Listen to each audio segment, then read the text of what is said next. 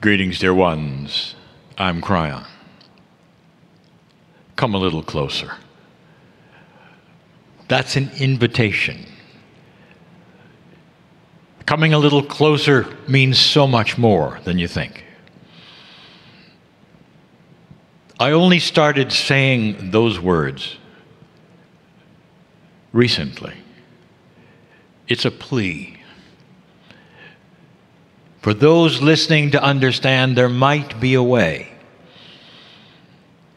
to enhance the spirituality or that belief in a higher power, to enhance it above anything you were ever told. Humanity lives and breathes in a dimensionality of 4. The 4 dimensions you live in: height, width, breadth, and time. But there's so much more, and the scientists know it. You don't live and breathe in multi-dimensions that you recognize, but they've always been there. Only recently, biologists have realized that some of what you call the core you, the DNA, it has multidimensional aspects. That is the basis for quantum biology. A study of you reveals you are multidimensional, past 4.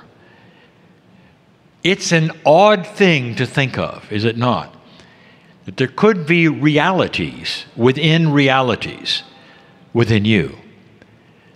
But scientists are starting to take it apart and look at it. And things are now being revealed. And that's how we start this, and we always do.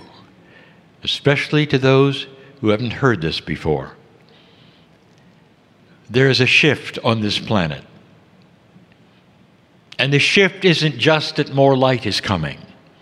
The shift isn't just that things are starting to happen to stir things up. There's another kind of shift. It's a shift that allows people to think bigger. Things are starting to occur to regular folks all over the earth that they never have thought of before. Out of the box thinking, you call it, when they start analyzing what they've been told. And some of them shake their heads and say that can't be totally correct. There's got to be more. And this is what we count on. This is what we told you was coming. It doesn't create a planet that suddenly ascends or suddenly believes a different way. It creates a planet that starts to look at unrealized truth. You'll hear that from my partner again. Things that are unrealized are things that always have been there, but haven't been seen. You might call it a slow awakening of just about everyone. It changes what people expect and want. Eventually, it starts to change those who have choice over their leadership and starts to want to have those in charge that are more compassionate and less angry. For those who have ideas of compromise instead of that which is following a certain track. And that is what begins all of this. And we've said to look for it. It doesn't happen fast, dear ones. Protocols start to change that have always existed. There's an awakening of what's right and what's not, what's tolerable and what isn't. And that is what is going on right now on the planet. You'll hear tomorrow from my partner. It's called The Great Shift. It's slow. But it starts to change minds, attitudes. Some go into fear because they don't want the change. And others go into release because they realize what they're missing. there's something else there. The circle of 12 takes advantage of something that I've always wanted to teach, and that is this. No matter what you've been told, you have a soul. No matter what you've been told, that soul of yours is something you can touch.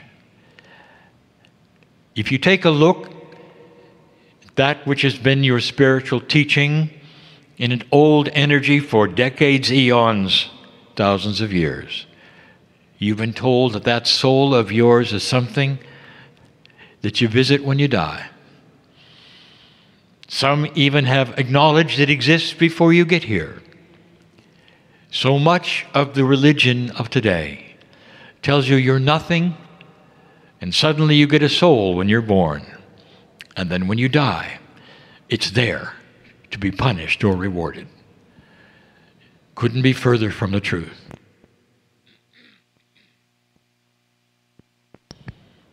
The soul is a divine part of you. As I told you earlier today, it's been here since the beginning, perhaps even before there was a beginning. Let me describe something that's multidimensional, so you'll get an idea of what you don't understand.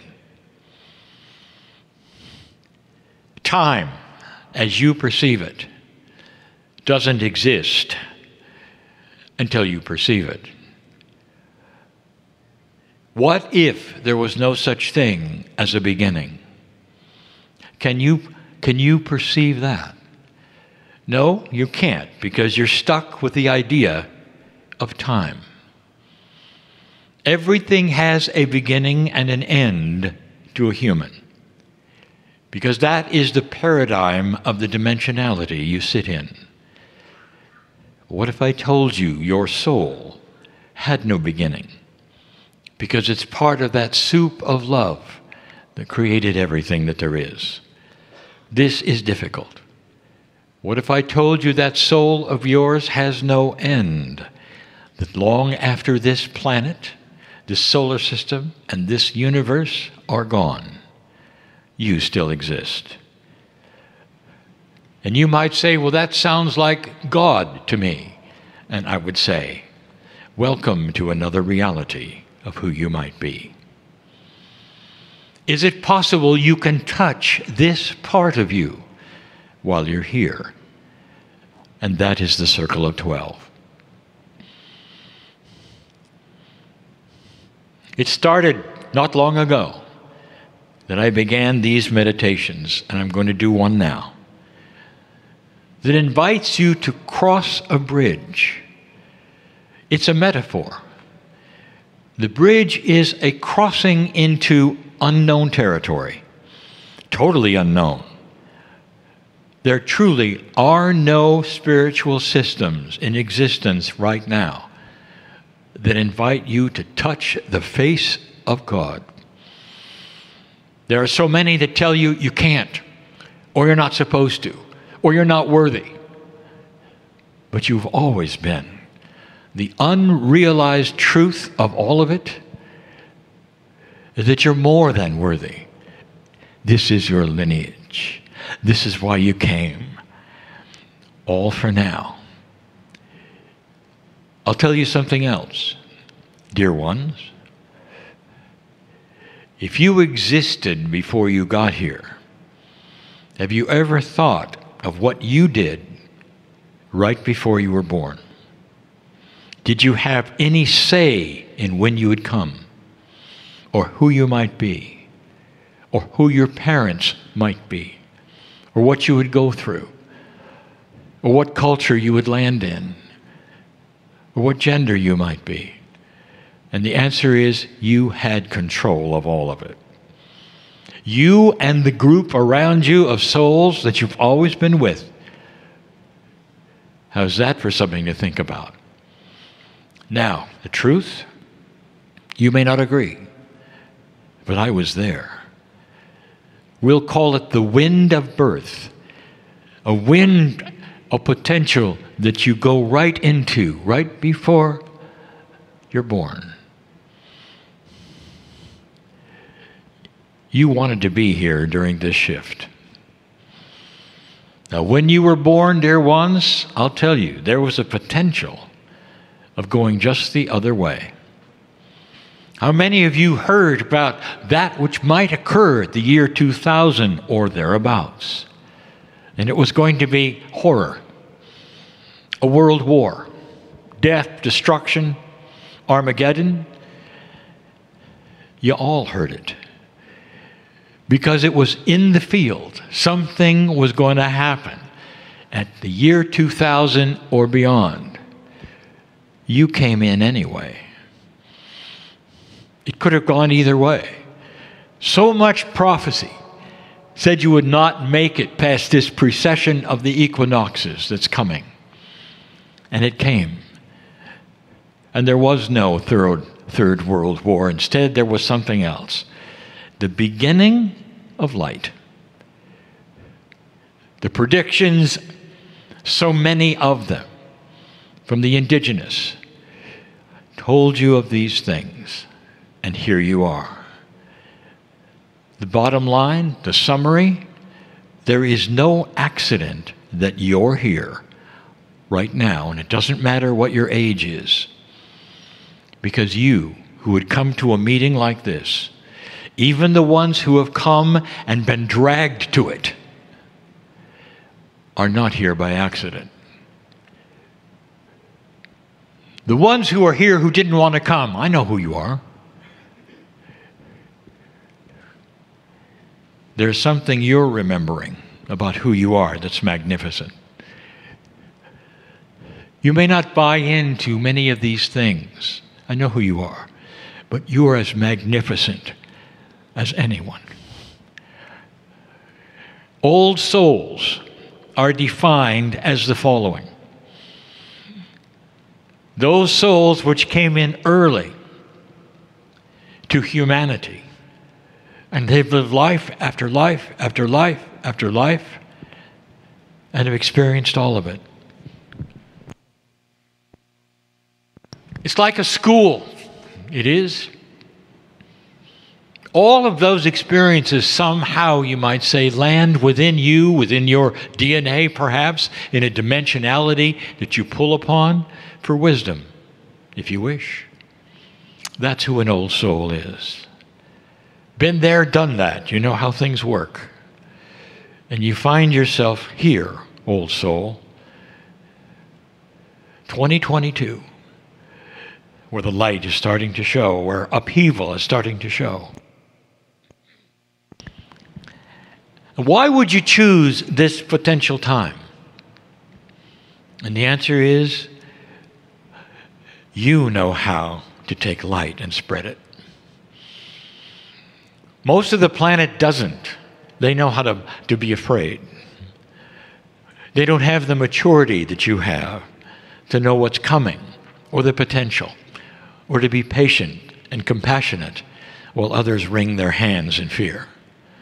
That's who you are.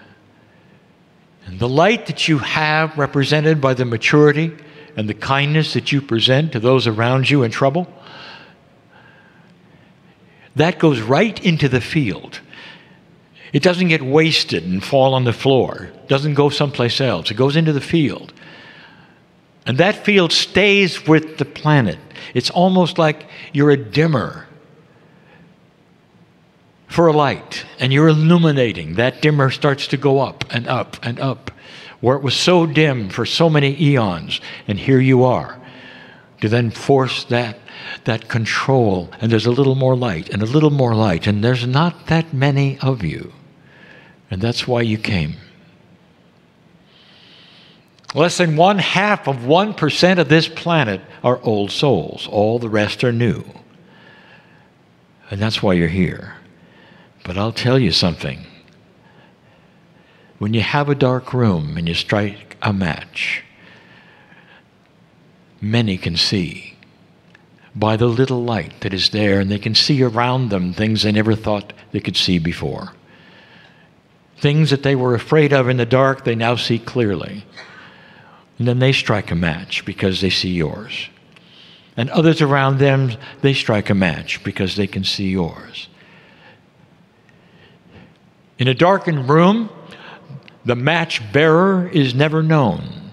You can't really see the bearer of the match. Instead, you simply see the light that they create. And that's who you are. Nobody comes and gets you because you struck a match, because they don't know who you are. Instead, your light shines and lets others see it, and their light shines, and soon enough, it starts to affect the entire planet and what they want, and what they think, and how they're going to achieve it. And that's when the new inventions start. And the reason is because then you'll have physics that you will not weaponize. Are you getting this? There is so much to discover for a compassionate earth. And when you find it and when you have it, everything starts to change. And there is no more poverty.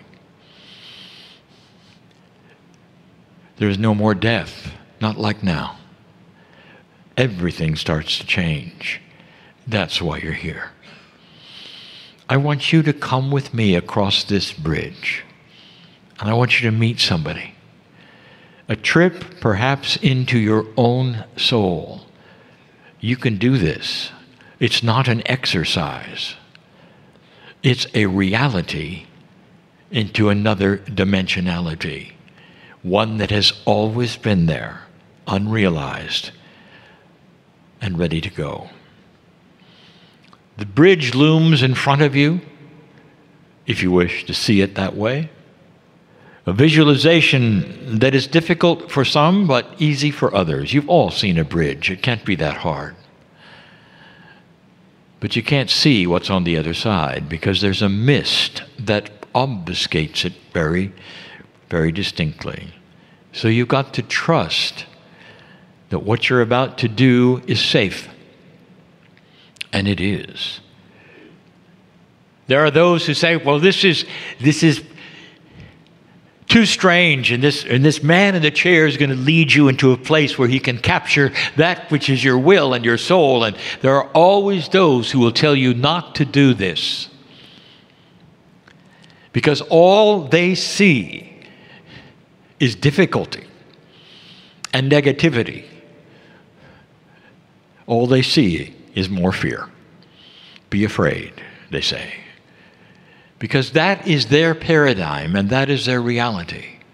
Nothing ever gets better. You know who I'm talking about. You all have those who have said this to you. And so I'm saying to you, what if it were the reverse? Or walk through a mist and meet the most beautiful thing that you can imagine. Yourself. In so many ways. In an eternal, divine place that has always been available for you, no matter what you've been told. Come with me and take my hand. We cross the bridge together. We go through the mist together. And you may not know what to expect. No one comes here unless that is their intent. No one is dragged here. No one goes because someone told them to go. You can't.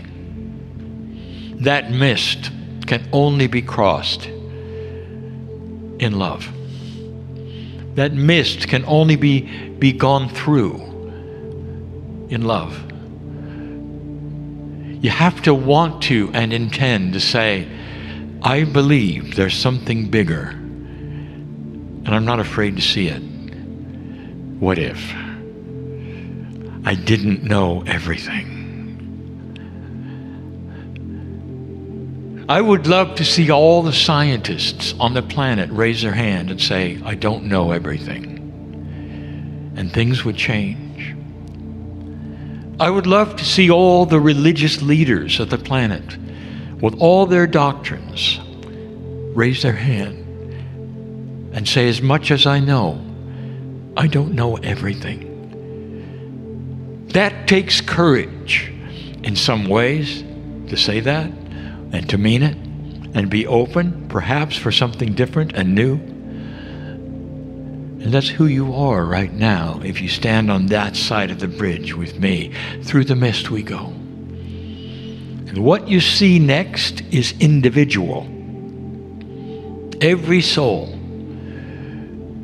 although it has a commonality, is a landscape that belongs to you.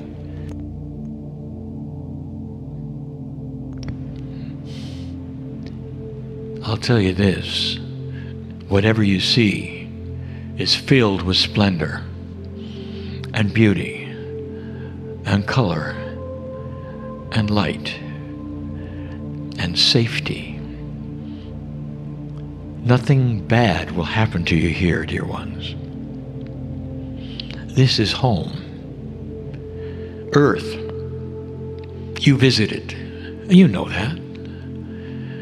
You're just visiting. You have to know that. But the place where you are in this soul of yours is where you come from. Home is a great place to be. I'll give you a hint of what this is like. You cannot experience the full, I would say, mantle of what this home is until you are here and not on earth. But even as you visit this home, it feels different.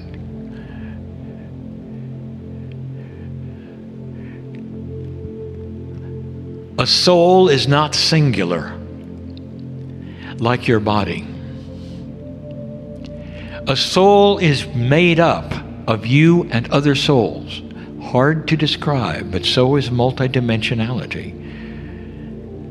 You're not as individual as you are here on the planet. When you visit your soul, suddenly you're in a group, a big group. That's also part of you, and you are part of them. Difficult to imagine and understand. But imagine for a moment that there is great love between many, many of you, and that when you step into this place, all of that love is felt. You're home. Those you've loved and lost are here.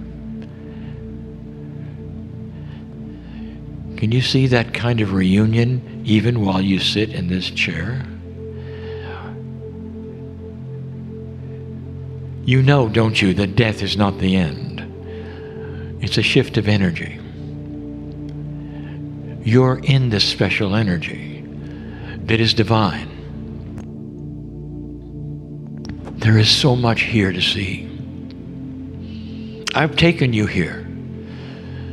And almost 100 times that we've done this, I've taken you here. You've seen that which you've learned. You've met some of those in your past lives. You've even met yourselves. And this time,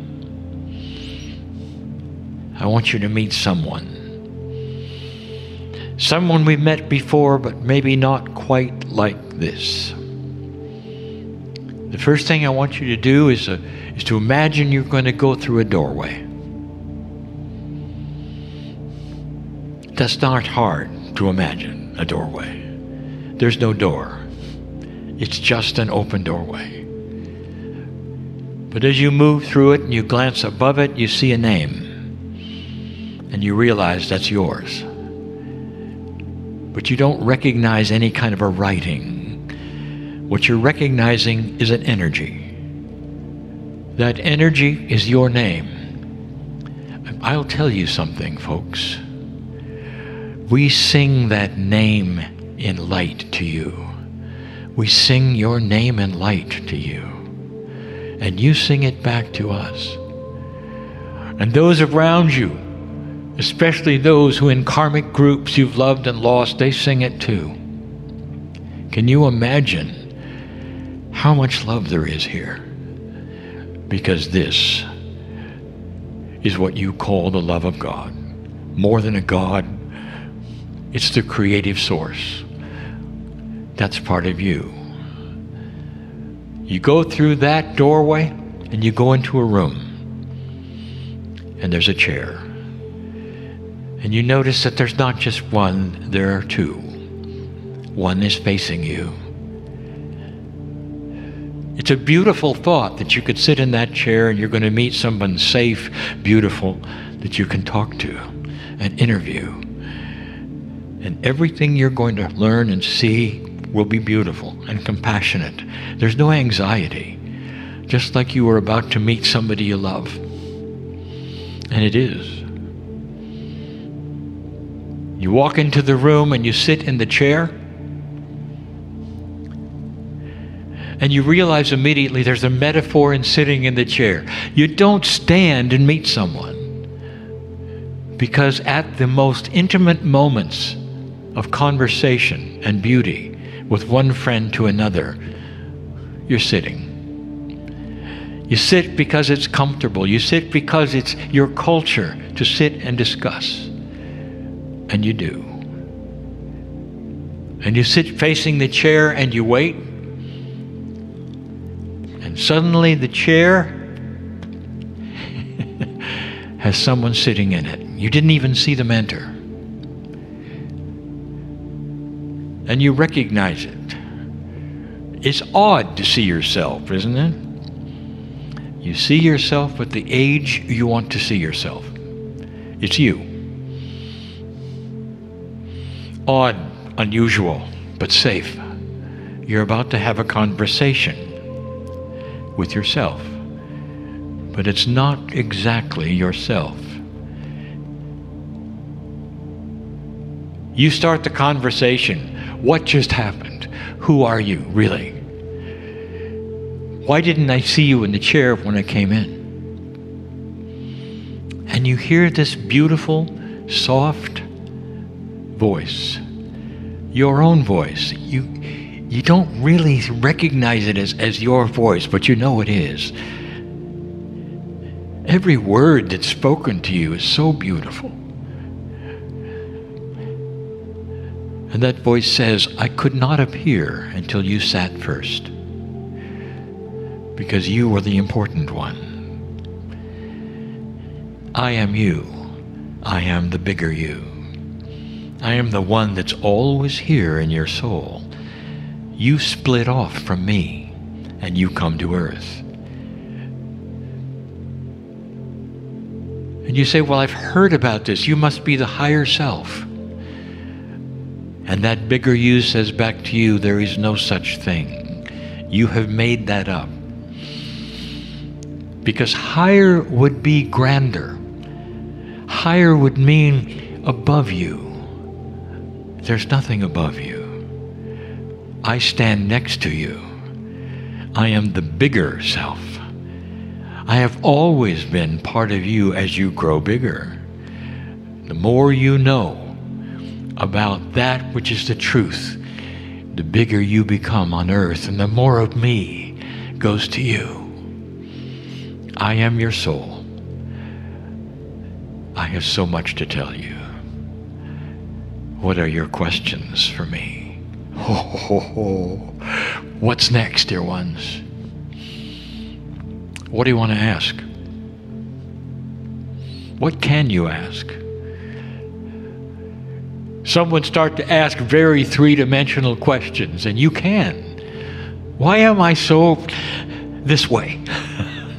Why can't I do this or that? And the bigger you would look at you and say, because no one ever told you you could. I am telling you, you can. That bigger you will describe a scenario you never heard. The bigger you will say, this is part of God. You are part of the creative source on earth, given divinity. I, the bigger you, have always had my hand through the veil in an invisible way for you to take any time you wanted to, but you were always told you couldn't take it. And that's why you struggle. I'm here to tell you, take my hand. Come a little closer. the bigger you will say to you. And all things start to clear. As you start to understand who you are, not separate from God at all, but part of it, as you start to understand the you part that is on the earth, starts to have something remarkable happen. You start to love yourself. Unbelievable. Something that happens you were never told could happen. You can fall in love with you. People have told you, well, don't do that. You'll be an egotist and you're not supposed to do that, you know. It's not that kind of love. It's about the love of God that is in you. Can you do that? It's about the love of your existence. Thank you, Spirit. Thank you, soul, that I can be here now and do what I'm doing. That even as I pass, I'll come back even stronger, doing the same thing with more light. Because it doesn't stop here. The invitation is clear. Number one, love the creating source with all of your heart. And that will then create the love in yourself. Love yourself beyond anything else, because that is an acknowledgement of the love of Source. And when you start to do that, things start to clear for you. What's important? What's not? What really is the goal of your life? When you start to love yourself, other things start to clear. What you might be able to do that you were told you couldn't do before. What is your lineage? Is there a lineage at all? Ask the bigger you. The bigger you, what is my lineage? What am I here for? And that's when the bigger you will smile and say, I thought you'd never ask. You have a lineage of lifetimes on this planet that have shaped you. And then the bigger you will tell you something you didn't expect.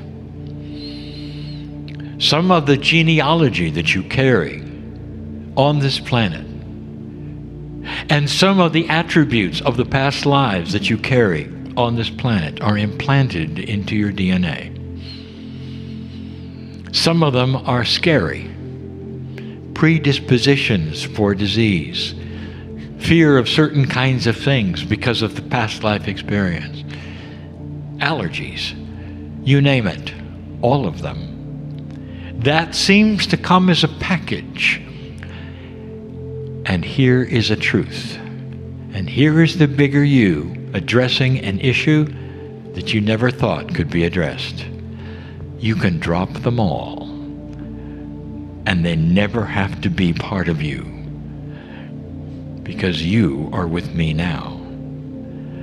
And because if your intent is correct on this planet, and you can intend and visualize being clear of these things, very slowly they will shift and change.